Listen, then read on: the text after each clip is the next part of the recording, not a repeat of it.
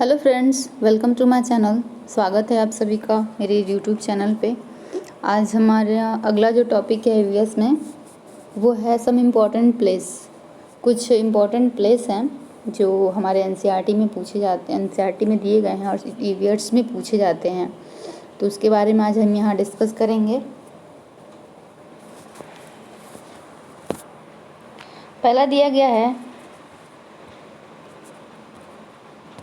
पहला हमारा दिया गया है राजस्थान के जोधपुर के पास खेजड़ी नामक गांव है। वहां के लोगों को बिश्नोई कहते हैं।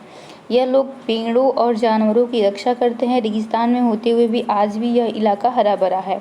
देखिए, कहने का मतलब क्या है, यहाँ पे जो राजस्थान है वहाँ एक जगह है। पूछा जाएगा कि राजस्थान मतलब जोधपुर कहाँ है, तो राजस्थान में। जोधपुर की विशेषता क्या है, तो वहाँ के गांव को खेजड़ी कहाँ के लोगों को कहा जाता है, तो जोधपुर के गांव के लोगों को कहा जाता है जो राजस्थान में रहते हैं। ठीक है, फिर क्या खेजड़ी गांव के लोगों को किस नाम से बुलाया जाता है, तो बिश्नोई के नाम से बुलाया जाता है। ठीक है, यहाँ के लोग क्या करते हैं, तो यहाँ के लोग जो है पेड़ों और जानवरों की रक्षा करते हैं। और ये इलाका, यहाँ के लोग इतने जागरूक हैं कि रेगिस्तान में होते हुए भी आज भी यह इलाका बहुत हरा भरा है। ठीक है, अगला जो हमारा पॉइंट है वो है खेजड़ी जो ट्री है उसके बारे में दिया गया है। खेजड़ी यह पेड़ रेगिस्तानी इलाकों में बहुत पाया जाता है। इसमें ज़्यादा पानी की ज़रूरत नहीं होती और इसकी लकड़ी को कीड़े भी नहीं लगते। पेड़ की फलियों की सब्जी बनाई जाती है। इसकी पत्तियों को जानवर खाते हैं। देखिए, कहने का मतलब है कि ये हमारा खेजड़ी वृक्ष है। ठीक है, ये कहाँ पाया जाता है, तो रेगिस्तानी इलाकों में पाया जाता है।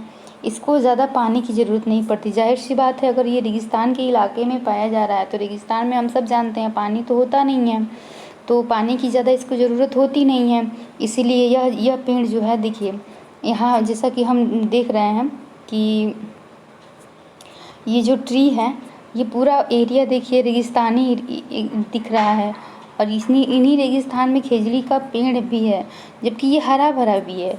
देखिए, इसकी जो पत्तियां हैं वो हरी भरी हैं, ऊंचाई भी इसका ठीक ठाक ही है। तो ये पेड़ जो है रेगिस्तान के इलाके में होते हुए भी ये कैसा है, मतलब हरा भरा रहता है।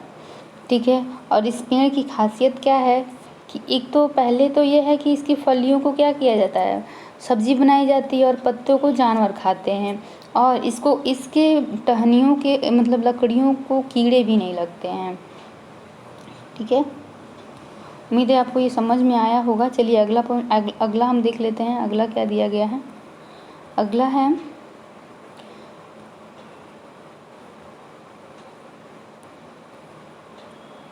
अगला बताया गया है गांधी धाम अहमदाबाद और बरसाल गुजरात में है। तो जैसा कि हम यहाँ मैप में देख रहे हैं कि अहमदाबाद गुजरात, ये गुजरात का ये गुजरात का एरिया है।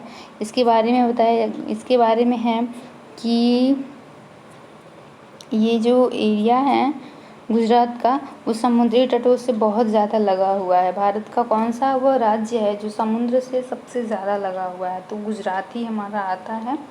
और गुजरात के में ही वो जो एक दो प्लेसेस हमारे यहाँ दिए गए हैं वो गुजरात में ही हैं। पहला है गांधीधाम अहमदाबाद में है, अहमदाबाद भी गुजरात में, और बरसाल भी गुजरात में ही है। अगला है कोझिकोड, केरल में है। मडगांव गोवा राज्य में आता है। तो यानी जो केरल है वहाँ कोझिकोड नामक स्थान है और मडगांव में जो है वो गोवा में आता है। क्वेश्चन आता है कि कोझिकोड कहाँ है, तो वो केरल में उसका आंसर होगा। और फिर क्वेश्चन एक और पूछा जाता है कि मडगांव कहाँ है, तो गोवा में है।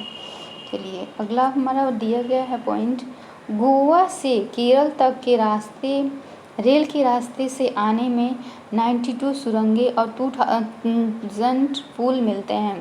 क्वेश्चन आता है कि गोवा से केरल आने में कितनी सुरंगें मिलते हैं और कितने पुल मिलते हैं, तो 92 सुरंगें और 2000 पुल जो है हमें मिलते हैं। अगला जो हमारा दिया गया है, केरल में एक जगह से दूसरे जगह जाने के लिए फेरी या अन्य तरह की नावों का इस्तेमाल किया जाता है। आप मेरा अगर पिछला वीडियो देखे होंगे तो हमने उनमें देखा था कि बच्चे जो है केरल में कैसे जाते हैं स्कूल के लिए। तो वही चीज़ यहाँ बताया गया है कि केरल में एक जगह से दूसरी जगह जाने के लिए फेरी और नाव का इस्तेमाल किया जाता है। अगला हमारा जो दिया गया है वो है आंध्र प्रदेश के लोगों का एक समूह विशेष कैंप लगाता है। इस कैंप द्वारा कम उम्र की शादीशुदा लड़कियों को फिर से स्कूल भेजा जाता है। यानी जो आंध्र प्रदेश के लोग हैं वो कम उम्र में जिनकी शादी हो जाती है उनके लिए एक स्पेशल काम करते हैं और उनको क्या करते हैं, फिर से स्कूल भेजने का काम करते हैं। अगला है उत्तर प्रदेश में कचनार के फूलों की सब्जी बनती है।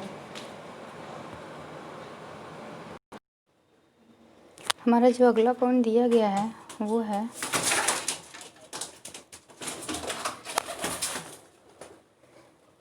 उत्तर प्रदेश में कचनार के फूलों की सब्जी बनाई जाती है। यानी कि जो हमारा अगला पॉइंट में दिया गया है कि उत्तर प्रदेश में कचनार के फूलों की सब्जी बनाई जाती है। यानी कि जो उत्तर प्रदेश का इलाका है उसमें कचनार के फूलों की सब्जी बनाई जाती है। उत्तर प्रदेश का कन्नौज जिला मशहूर है। यहाँ फूलों से इत्र, गुलाब जल और केवड़ा तैयार किया जाता है। यानी कि जो उत्तर प्रदेश में कन्नौज जिला है वहाँ पे फूलों से इत्र, गुलाब जल और केवड़ा इस्तेमाल किया जाता है। ठीक है, अगला हमारा जो पॉइंट दिया गया है वो है सहना से जब दिल्ली जाते हैं तो रास्ते में गुड़गांव शहर आता है। तो इसका क्वेश्चन ऐसे पूछा जाता है कि सहना से हम जब दिल्ली जाते हैं तो रास्ते में कौन सा शहर मिलता है, तो वो गुड़गांव शहर हमारा मिलता है। अगला है कर्नाटक के गोलकुंडा गांव के लोगों को पानी की समस्या की आदत पड़ गई थी। बारिश का पानी कुओं में रहता था। इस गांव की पंचायत की खास बात यह है कि इस पंचायत